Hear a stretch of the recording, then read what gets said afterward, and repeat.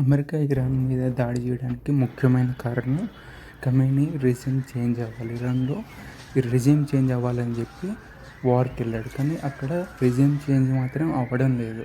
Trump Epstein files వల్ల తన post పోతుందని భయపడి ఒక డీవియేషన్ చేద్దామని చెప్పి అమెరికాలో ప్రజల నుంచి డీవియేషన్ రావాలని చెప్పి ఇరాన్ మీద యుద్ధానికి వెళ్ళాడు.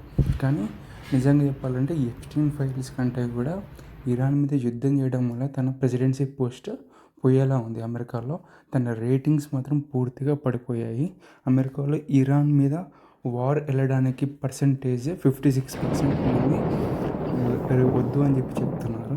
ఓన్లీ సపోర్ట్ చేసేది 24% మెంబర్స్ మాత్రమే.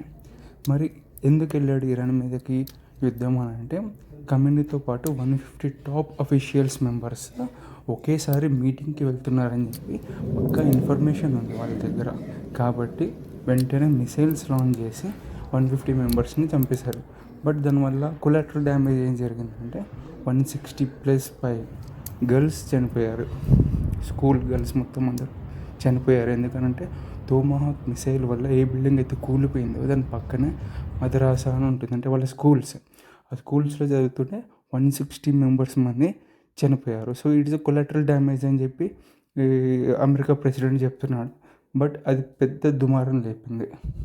సో ఇక్కడ రెజిమ్ చేంజ్ మాత్రం అవ్వడం లేదు. సో దీనివల్ల మీరేమనుకుంటున్నారో కామెంట్ చేయండి. Thank you.